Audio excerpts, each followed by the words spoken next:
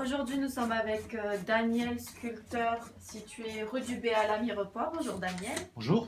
Est-ce que vous pouvez nous présenter votre activité? Eh bien, en fait, je fais de la sculpture sur bois et mon inspiration en ce moment m'amène à sculpter des bouts de bois en laissant leur base naturelle et en faisant émerger des formes pures. Alors là, je suis sur l'arbre à oreille. Oui. Alors en fait, l'idée, c'est un arbre sur lequel poussent des oreilles et vous pouvez voir qu'elles sont à différents styles, à différents niveaux de croissance, on va dire. Donc voilà, essayer de prendre la matière naturelle et faire sortir quelque chose de fini et d'évocateur. Voilà l'idée. Voilà, là en ce moment, je suis en train de finir certaines parties de la sculpture avec un racloir à bois.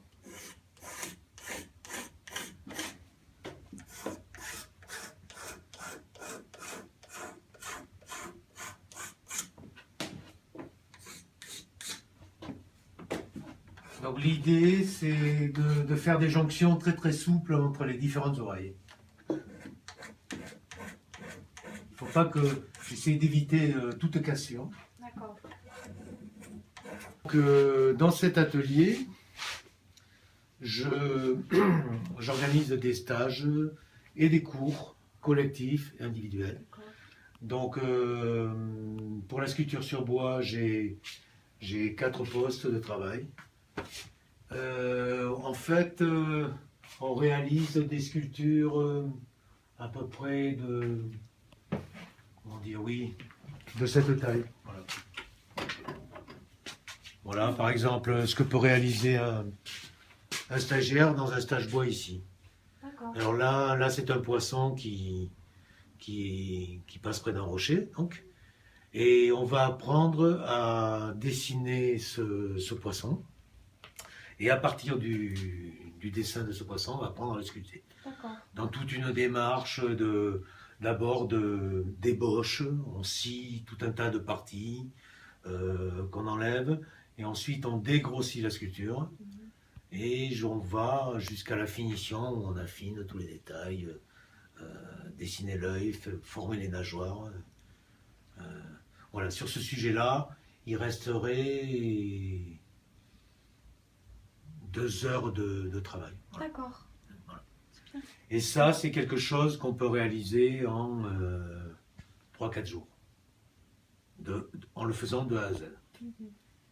Voilà, chaque stagiaire a un clavier d'outils, on va dire. Donc voici un exemple des nouvelles sculptures que je suis en train de réaliser. Ce sont des sculptures qui vont être mises en extérieur. Et l'idée est de faire une évocation. Là, ce sont des ânes à partir d'un tronc qui garde sa particularité dans la partie basse.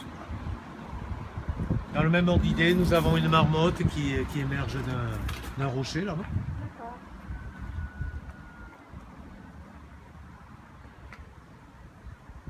D'autres sculptures sont en cours.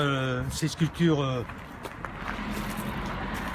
émergent de ces bouts de bois qui ont des formes déjà pré-évocatrices. Voilà, à partir de là, on peut partir sur une évocation.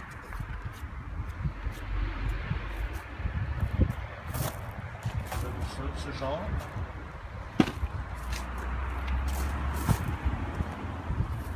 Cela, déjà on peut voir des choses inspiratrices.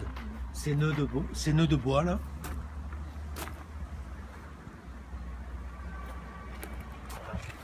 Ça va devenir certainement quelque chose.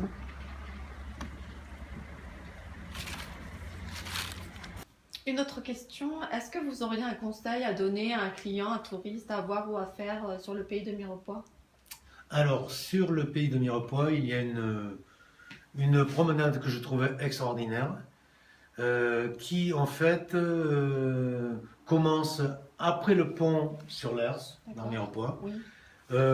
Il suffit de monter vers le château de Terrine, ce grand château qui domine la rivière, le laisser sur sa droite, et là, au bout d'une heure, on atteint des crêtes, des prairies en crête, qui permettent d'être dans un milieu naturel total, avec une vue sur les Pyrénées, sur la chaîne des Pyrénées magnifique, ainsi que sur l'autre partie, plus au nord, quoi, en fait. Donc c'est un paysage un petit peu de prairie, à la fois de garrigue, parce qu'il commence à y avoir le climat méditerranéen de l'Aude. Oui. C'est très très très sympa. C'est une balade où on peut respirer et ramasser des fleurs, etc. D'accord, merci pour ce conseil.